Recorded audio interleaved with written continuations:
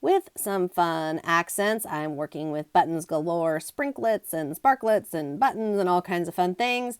A little lucky shamrock stamp and a bit of cardstock and glue, we can make a really fun card.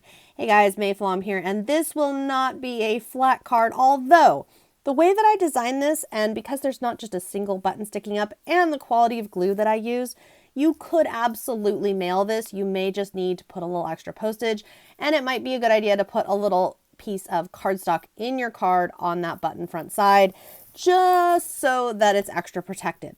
So what I am doing here is filling, and if you've watched my videos before, then you know we fill large to small. So I'm filling up a little line along there, and that shamrock that I stamped, just so you know, that is stamped with archival ink so that it will not be water reactive, so that it will not bleed or cause problems as I come in here with all of these buttons and things. Now we can work as many things as we want. We could fill that entire piece of paper if we wanted. I'm going right now for a line, and then when I add in my sentiment, and yes, I am using my little pick tool there to kind of scoot tiny things into the glue.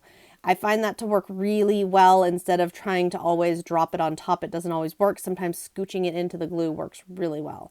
So then I'm getting down into the little sprinklets here, and I'm deciding that I'm going to want a few more. But first, I want to grab my sentiment sticker, and I want to put this down. Now, it's going to be a little bigger than my cardstock, and that is absolutely fine because we are going to mount this onto a blank card. Now, once I have this in place and I have it glued down, there's going to be a bit of white between the sentiment and the buttons. I'm going to fill that up with a little bit of glue, and that's going to do two things. Number one, it's going to help prevent trapped space there in my design and going to make it more attractive.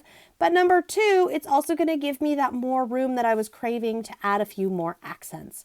So I'm going in here and you can see just kind of moving things into place, getting things exactly where I like them. Now, once I have all of these in place and I'm happy with it, the next step, we let this dry. I do want to color my shamrock, but I do not want to do that while the glue is dry. And the reason I waited until the end is because if I had not waited until the end, then the color medium I used on the shamrock might have bled and caused issues if it got wet or touched by the glue. So that is just an order of things for me. It depends on what kind of project I am creating and what order makes the most sense and will reduce the risk that I'm going to mess it up really badly. Once this is done though, we can just attach it to a blank card and go.